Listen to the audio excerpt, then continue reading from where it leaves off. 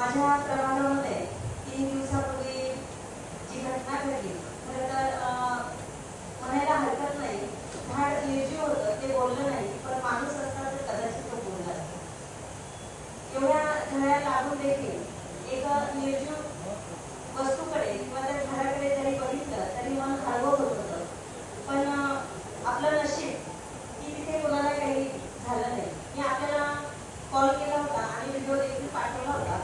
आपण तत्काळ मला निरोप दिला की मी बोलते. हरकत नाही, आपण बोललाय असाल, पण माझी एक कळकळीची विनंती आहे, ज्यांना हे कॉन्ट्रॅक्ट आहे आणि जे हे काम बघत आहे, FC रॅटिस्ट आणि LLP कडे हे जे काम आहे त्यांना आपण निश्चित विचारावं आणि त्या घटनेची पाहणी करायला लावावं. आपण जर तिथे बघितलं तर किती खोलवर त्यांनी काम केलेलं आहे आणि किती वरच्यावर तो JCBचा तिथे दाब लागलेला आहे आणि त्याच्यामुळे तो स्फोट झालेला आहे. खरं तर जर बघितलं तर तिथे नागरिक त्याच वेळेला बोलत होते, आमची सिलेंडरची टाकी बरी होती, हे आम्हाला नकोय, तिथेच बोलत होते. तर असं काही घडायला नको.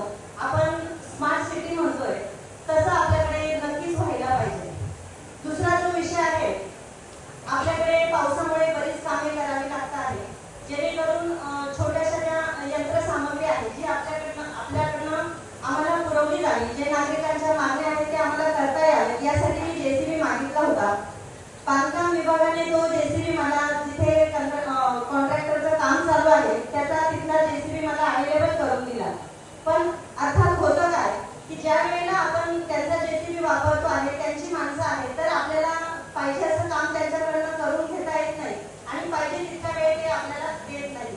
माझी आपल्याला विनंती आहे की आमच्या प्रभागामध्ये आपण दौरा केला होता, त्या दौऱ्यादरम्यान आपण जे जे काही आदेश दिले असतील ते काम अजून पूर्ण झालेले नाही. प्लीज आपण तेवढं बघावं, ही आपल्याला विनंती आहे. आणि ही जी घटना घडली आहे याकडे आपण पुन्हा एकदा सामक्षाने त्यांच्याकडनं ती मागणी करून घ्यावी की आपल्याला काय हवं आहे. अजून एक विषय, मुद्दा छोटासा आहे पण महत्वाचा आहे. आमच्या प्रभागामध्ये आरोग्याचा प्रश्न आता उद्भवतो आहे. जिथे गोठा आहे त्या गोठ्याचं सांडपाणी वरच्या पातळीवरून खाली वाहून येऊन रस्त्यावर